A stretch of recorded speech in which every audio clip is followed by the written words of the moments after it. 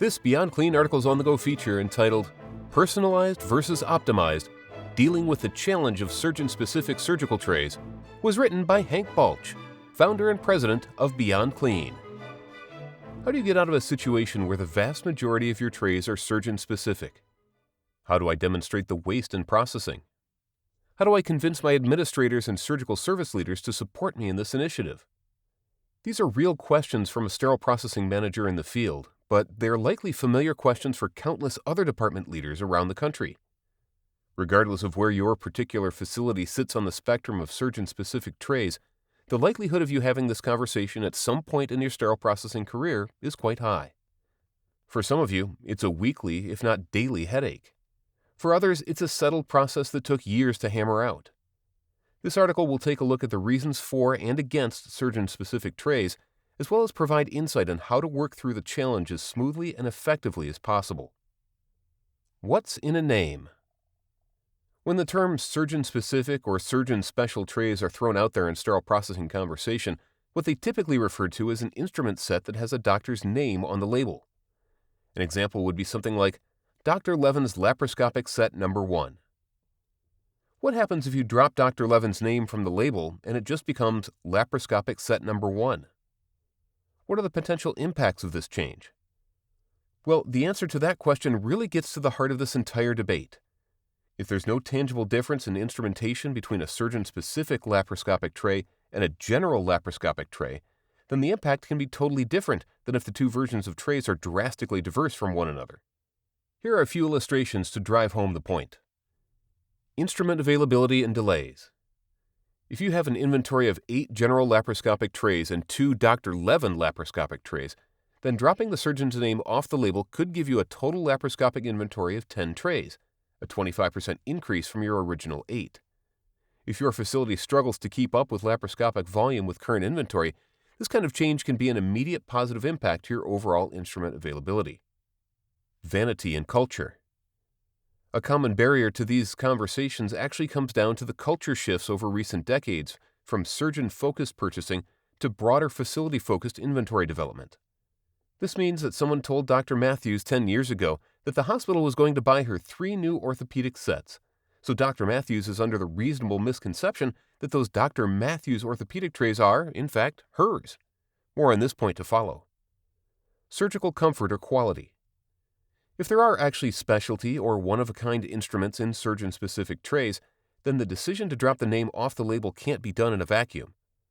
Like all artists, functionality and type of tools matter to our surgeons. Not all needle holders are created equal in their eyes. Even our sterile processing teams don't necessarily see the clinical difference between the two. Any change in tray labeling has to account for this reality. IUSS rates.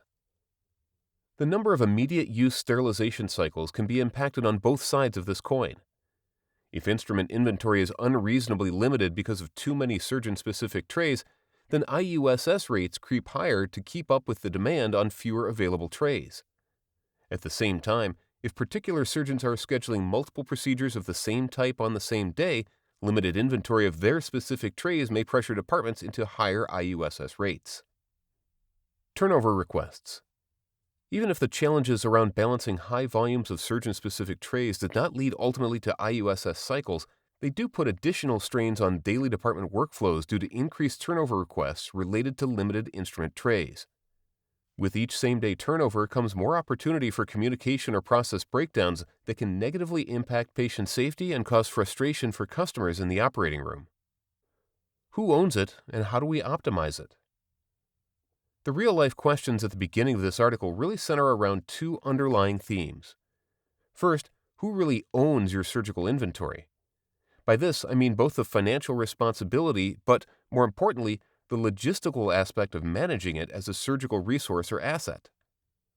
While surgeon users should be given wide latitude around deciding the critical tools they need to perform procedures, this can and should be balanced with their own surgical peers who are performing similar procedures in the same service line. The culture-based and vanity reasoning behind labeling trays with physician names has outlived its usefulness and often only brings undue complexity into the surgical asset management workflow. Financial and logistical ownership of these resources should be clearly positioned as hospital-owned generally and specifically managed in a collaborative effort between the operating room and sterile processing. Second, there can be no real sustainable solution to surgeon-specific tray challenges without strategic conversations around optimization of service line instrumentation. The success of any optimization project depends heavily on upline administrative support and buy-in from surgeon leaders, OR directors, and service line advocates. The overarching object of these projects should be to identify what is different between your surgeon-specific trays in the same service line, answer the question of why they are different, and determine how that difference can be supported through standardization or a reduction of instrument complexity. This can be as simple as peel packing single specialty instruments all the way up to reorganizing entire trays based on collaborative approval. While surgeon-specific instrument trays are still common practice today, there are convincing arguments for reconsidering this practice based on the changing dynamics of asset management, tracking, and service delivery in sterile processing. Even though this discussion has been focused on physician names, the names we should be more interested in supporting during device reprocessing is that of the patient. Hopefully these insights assist your team in keeping those names as the real priority for improving your instrument availability and surgical asset management.